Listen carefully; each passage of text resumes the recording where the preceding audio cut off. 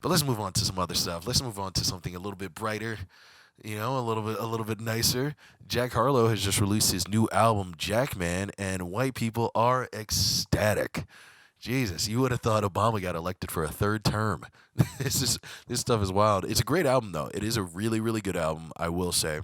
Um, he's doing really great. His last album that came out, which was I believe even slightly less than a year ago. So I like his energy, his tenacity. I think that's a really really good thing. And what I think I like about Jack Harlow, what I think will cause him to be a very long lasting entity in the hip hop game is the fact that he's the first white rapper who seems to really want to be a rapper, besides Eminem. You know what I mean? He's the first white rapper to really want to be a rapper. I would even stick Mac Miller in there. Mac Miller was definitely a spitter. I mean, he would get into more melodic type stuff and really interesting music as well too. But he loved hip hop and has such a tremendous respect for it. But that's really only three. I think it's perfect timing for Jack Harlow because simply because we need another white rapper. Like it's been that long. Like Eminem came out over 20 years ago. There's been this gap waiting for the new guy to come. People are waiting to see who this next guy is. The hard thing about being a white rapper, I think, is that you get caught in the paradigm.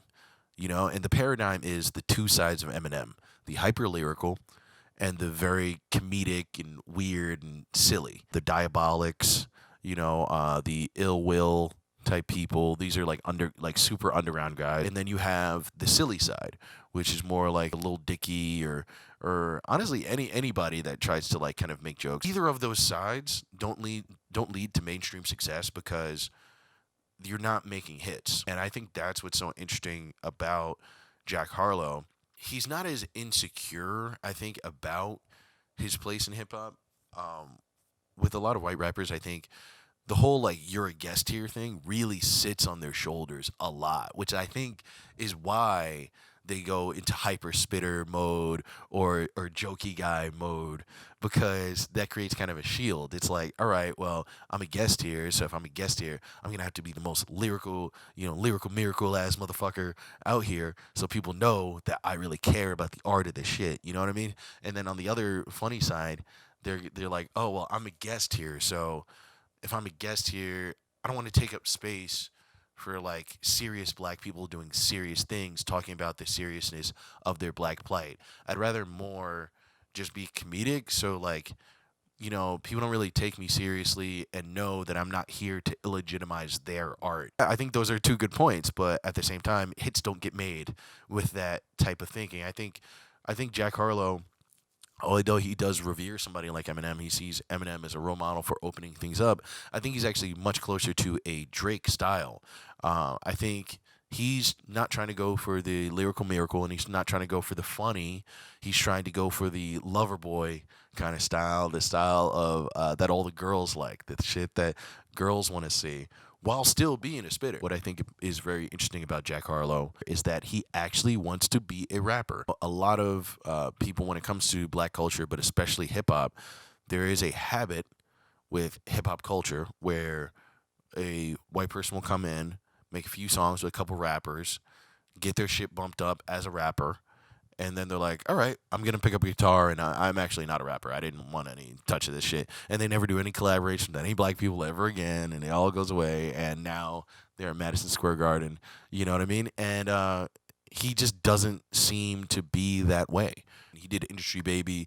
I'm sure he's going to end up doing some song with fucking like Dua Lipa or some shit. I'm not saying any of that. He can make songs on Z100, in the Billboard Top 10. I'm sure he's going to do a feature with Taylor Swift someday, and every white person in the world is going to come in their pants simultaneously. I'm not saying any of that, but I am saying that he still wants to stick to the roots of the thing that he aspired to be as a kid. You see people like Post Malone, where it's like that dude was on fire, when he came out, what, 5 years ago, 6 years ago? It was huge. He was doing songs with Quavo and all sorts of shit and talking about foreigns and driving foreign cars and this, then, the third, and blah, blah, blah, blah, blah. right? And then after what, his like second or third album, right? That's when he starts talking about, but like, actually, I'm not really a rapper. I'm more just like a songwriter. I'm more of like a pop artist, blah blah blah. And now he's, doing this thing, and that's what I'm saying. It's like people want to use this shit over and over again to get where they want to be, and then leave it behind. The thing about people like Post Malone, if you don't notice, Post Malone's kind of fading. You know what I mean? Post Malone's kind of slightly fading away, and most of his following is really just in Europe at this point. And that's because when you come into this game as a rapper, you're now adherent to the black demographic of what is hot and what is cool. At the end of the day, black people are the tastemakers for what the world is, especially when it comes to music, because hip hop is the new pop music. All black people have to say is that something isn't cool and just give it time, and that's why you notice like he released an album, I'd say even like a week or two ago. I haven't heard really anything about it, anybody talking about anything on it. I haven't really even heard too many singles. I'm sure they're in some playlists and shit. But back in the day, you could not get away from White Iverson or Congratulations or Better Now or Psycho. You couldn't get away from those songs. You couldn't even get away from Sunflower or Circles. He's made a lot of great songs. He's a great artist, which is why I notice his absence. Your absence is something that you caused, you know?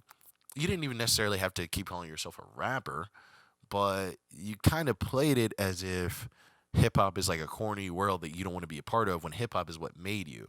And since when hip hop is what made you saw that, they decided, all right, well, we're not going to fuck with you at all anymore.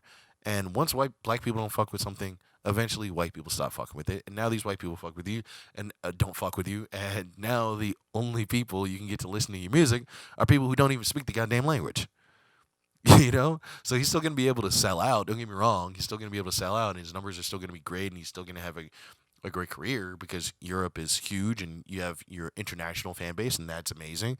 But yeah, here he's going to find a struggle. And I feel like if Jack Harlow sticks where he's at now, hip hop wise, as far as showing respect for it, really showing love for it, and continually being diligent about the art form, not just the lyrics but the sound as well too, and putting out an album with no features, beautiful. I think stuff like that is what's really gonna cause him a lot of longevity. And honestly, mark my words, I think in the next decade he's gonna be in that generational top 5 conversation, in the same way that Drake, J. Cole, and Kendrick are in that top 5 generational conversation. I really do think he'll be there.